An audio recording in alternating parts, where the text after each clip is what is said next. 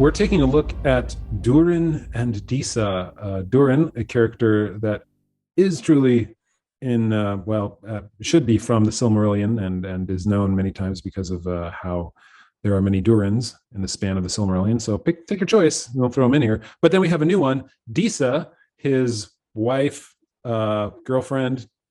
We're not sure. Probably his wife, I'm guessing. However, so these are the first pictures we have of Durin and Disa. This is them, I'm guessing, in Khazad-dûm, at some sort of feast.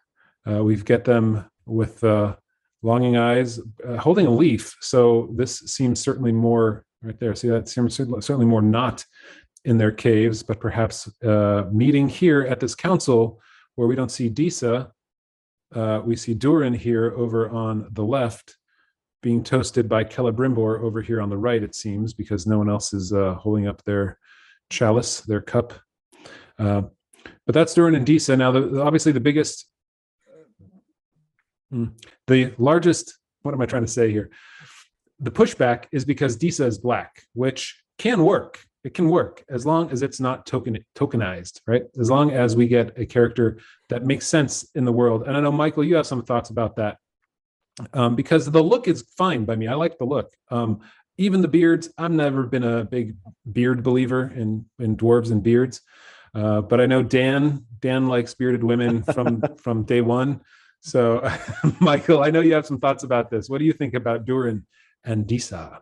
Well, there's a little bit of subjectivity here, right? Because the two guys that want the dwarven women to not be bearded don't happen to have beards ourselves. That's true, Dan. That is deep. So, in any case, I never pictured dwarven women with beards, even despite the joke made by Peter Jackson's Aragorn in the Two Towers. But I like this image. So let me just say off the start, I love the look of Khazad-dûm, golden and lit up with gold, like that whole theme of the golden halls. That to me, that would fit very well. It's got that fire pit in the background. It's got a kind of a feast going on in the front of some kind.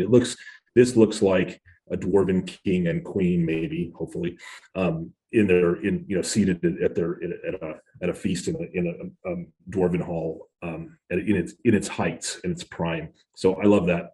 Liking the look a lot. As far as what you mentioned, Jonathan, about the black dwarf, I have a theory which I have always liked about in the creation of the dwarves by Aule in the Silmarillion. There were 7 dwarves first created who became the fathers of all the races of dwarves, and it's stated that they were separated and sent to sleep and then awaken once the elves had awakened, so they could not one up the firstborn. So the idea that there would be races of dwarves living in different corners of Middle Earth, and which might even tend towards some of them having different skin colors and different what we would call ethnicities, that totally makes sense to me. So if Disa is a character that's supposed to come from one of those other, not one of Durin's folk, who are the dwarves we know and are most well acquainted with in Lord of the Rings, but one of the other 7 lords of the dwarves from another place, totally makes sense. And Lord of the Rings Online actually did a take on that, where you had this flashback where you helped Durin try to retake Khazad-dûm once it had been taken over, and it had the 7 armies from the other 6 kingdoms of dwarves, and I like the way they did it, and it seems plausible to me if that's what's going on.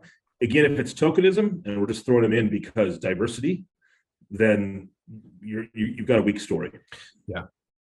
Yeah, and it shines through too. If it's just a token character, they're like, okay, we need a certain type of ethnicity and a certain type of role, and we're not going to actually try and build that into the story. Then in any story at all, it doesn't make any sense, right? If you decided at some point, well, like some have, to put different ethnicities, if you put a white character in the middle of roots, or in the history of the African tribes of the Sahara, it doesn't make any sense, right? If you had a white guy, I mean, in Egyptian history, like, it doesn't make any sense. Like, make it look right, and I'm totally fine with that. Or and you can do that with makeup and whatever too. But just to put it in there for the sake of it won't go over well at all. And if they make it reasonable, I will be really happy. And I hope they do, because making it make sense where it's not bothering you the entire time like it did with Wheel of Time for me is going to be a feather in its cap rather than a than a rock dragging it down to the seafloor.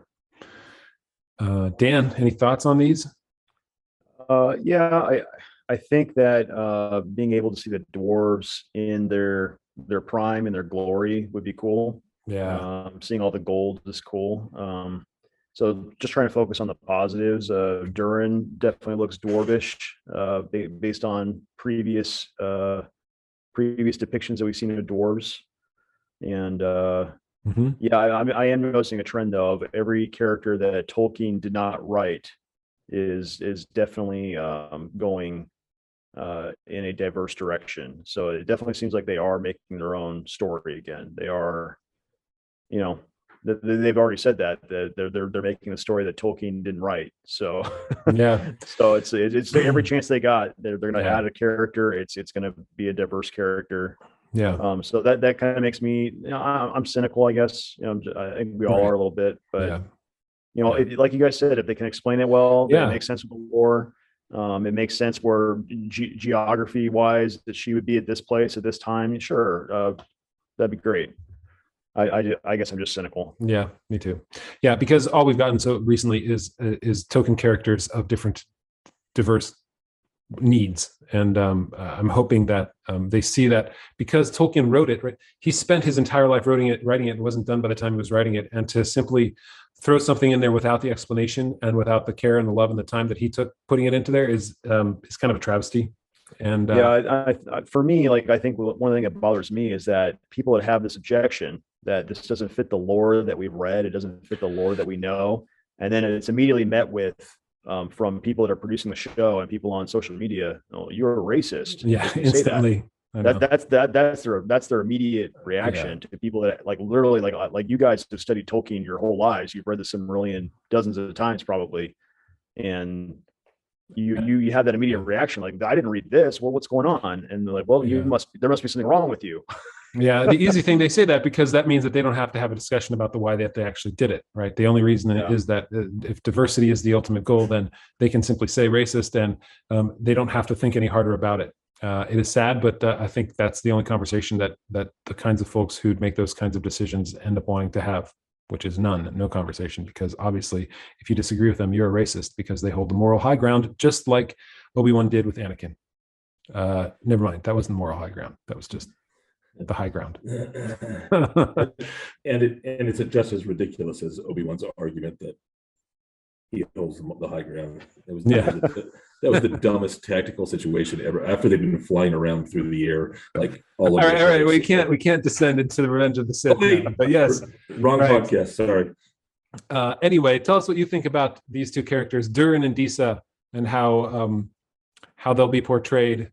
If you're okay with the changes that they're making and the characters that they're adding. But I mean, in the end, I'm hoping they put out a quality piece that we can love. I think if we approach it as a fan fiction rather than an actual Tolkien thing, even less so than Peter Jackson's, because Peter Jackson's, certainly there's a fan type of aspect to it, but they made an effort to hold true to the books more so than I think that they can even hear, or that they would even hear. But we'll see. Let us know what you think. Thanks for watching. Catch you later.